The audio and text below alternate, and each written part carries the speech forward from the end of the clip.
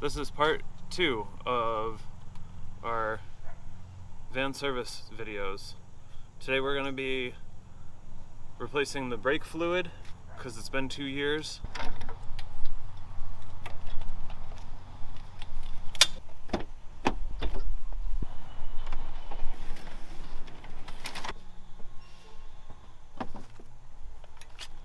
So first we have to suction this out.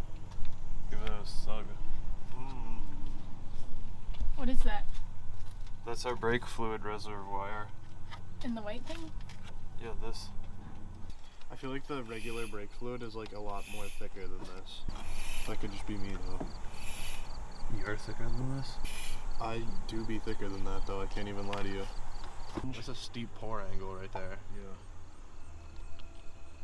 I don't like it. We're using this pump from Schwaben tools. It's got a 3-liter capacity, and most importantly it comes with this little adapter thingy.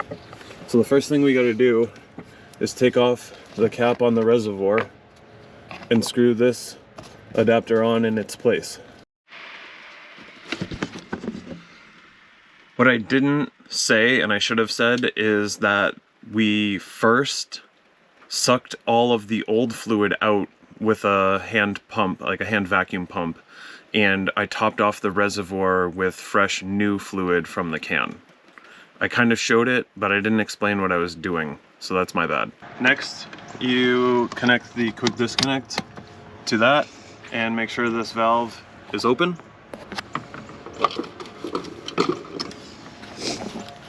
Then you screw the other end of your hose onto your pump. And then this allows us to pressurize the top of the reservoir and push the old fluid out. Taking my entire force.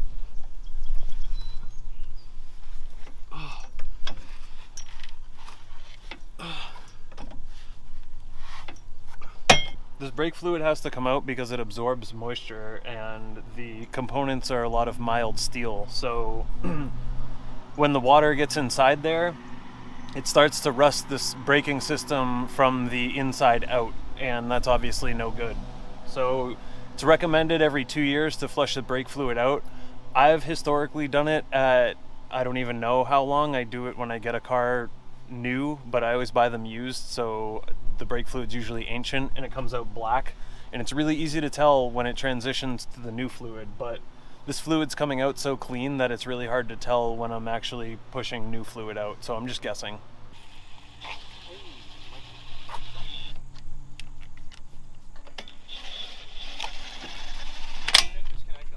After you finish bleeding the old brake fluid out of the passenger side rear corner, you'll move over to the driver's side front. Then you go to the driver's side rear and end with the passenger side front tire. According to the workshop instructions, that's the order for bleeding brake fluid out of a 2020 Mercedes Sprinter. After that, you can take the pressure vessel off of the brake master cylinder cap, put the correct cap back on, and clean up, and you're good to go. Hopefully that helps you flush the brake fluid out of your van.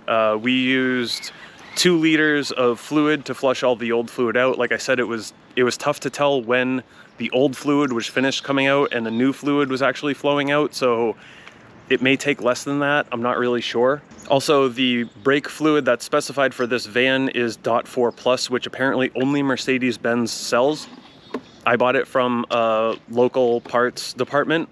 Other fluids may be compatible, but I couldn't find any information that could confirm or deny cross-compatibility with .5 or .4 fluid or any of those. So I went with what I knew would work, what I knew was acceptable, and that's it.